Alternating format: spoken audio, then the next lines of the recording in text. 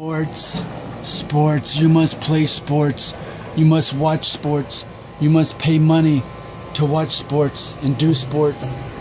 Oh yes, it is Nick Shell, and there's no telling what's going on around me. I think it's a war zone. It's reminding me of War for the Planet of the Apes. Speaking of, yesterday, as you know, I went to go see War for the Planet of the Apes, and I love this movie, and it totally deserves its 94% positive rating on Rotten Tomatoes. While I was sitting down in the theater, I noticed there was a young boy sitting sort of behind me. I noticed him when he got up to use the restroom before the movie started. And here's what I noticed about this boy. He couldn't have been too much older than my son. I mean, just a couple years old. Let's say maybe he was 8, maybe 9, but probably more like 8 years old. This kid was young. He was there with his dad, or maybe his uncle, but probably his dad. His dad had at least as much hair as I did. But the boy, I'm telling you, he had short hair. I mean, it was kind of like a crew cut. But you could tell this boy, he was around the 8 years old. I mean, he had, I'd have to say, a worse Norwood 3 than I've got. I mean, it was about as Norwood 3 as you could get before you're almost in Norwood 4 territory. And this kid was young. And we all know what's going to happen to him. He's going to be the one that's 15 years old, and he's going to be noticeably going through the balding process. And by the time he's 20, probably not going to have any hair on top. And it's funny because I never noticed that before, but like you can look at certain boys and even see it in them, how that's going to happen. I mean, granted, you know, I had this hairline when I was 1, and it eventually filled in after that. But this kid, I mean, I didn't notice any recession at all. I didn't notice any change in hairline until, I guess, looking back on it, age 17 maybe. But he's already, I'd say, a little bit worse than me already. And here's what I was thinking about this. What if his dad told him at some point in his youth that he was going to be the guy who lost his hair? So now that sounds cruel for a father to say that to his son, but here's what made me think of it. I think it was this weekend. We were out on the back porch, and I walked out to the back porch where my wife and my son were, and I walked into some kind of conversation. I don't know how it started. I still don't know, but my wife said to my son, "Well, just ask your dad if he has hair growing out of his ears."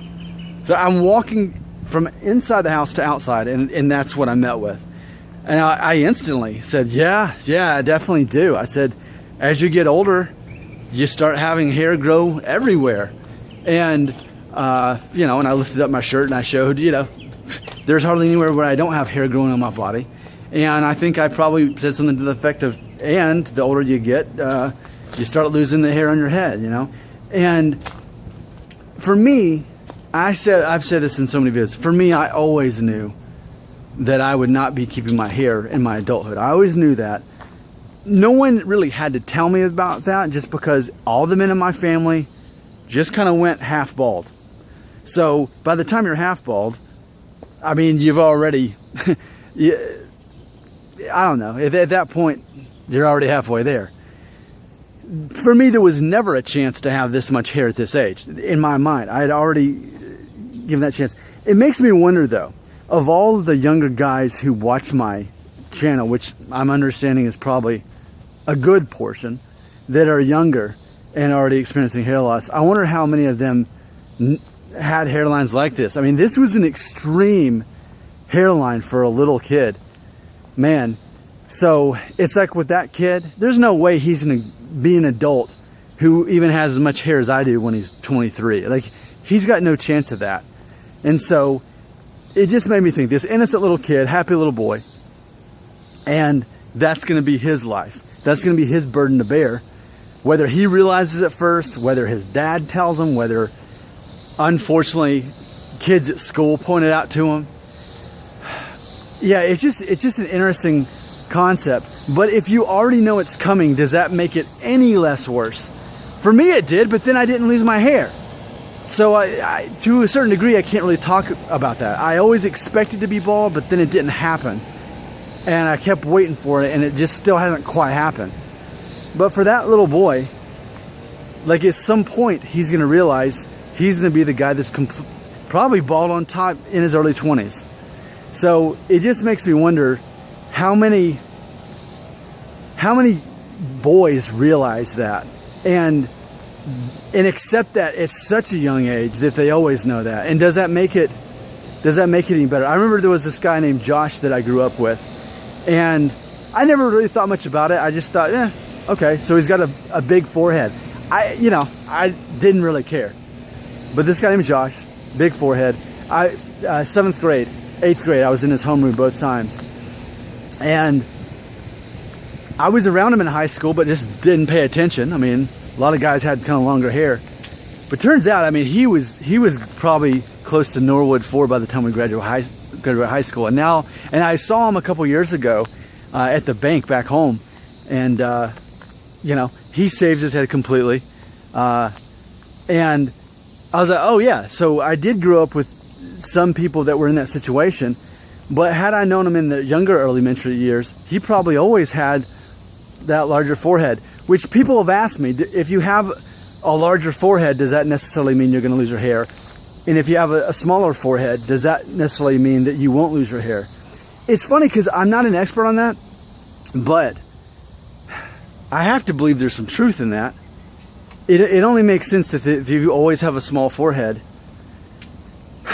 But then again, it's like I can look at pictures of myself as a kid, and I had a squared away forehead as a little kid. So I guess at some point though, those things started exposing themselves, and they happen at different ages for different people. And that's the ultimate takeaway. It's the mystery that none of us really know when that's going to kick in, when it's going to start, when it's going to stop. But it is fascinating to me because when have I ever in my life like, hey, let me study the hairlines of younger boys? How weird is that? Because all I've ever talked about is, okay, if you look at your hairline when you're 1 year old, that's a prediction of you at 35. But what happens after that, I haven't really talked about. But seeing that boy at the movie, it really got me thinking more about that. That like some kids just always kind of have that receding hairline look, and then man, at some point, maybe even in their teenage years, it kicks in. I wonder how many of you have been in that situation, those of you who are younger and losing your hair. I mean, has anybody else related to that? Because I'm currently, in this moment, I'm fascinated by this. Just because I never have really thought about little boys with basically kind of receding hairline, like extreme Norwood 3 or even 4. So you can let me know.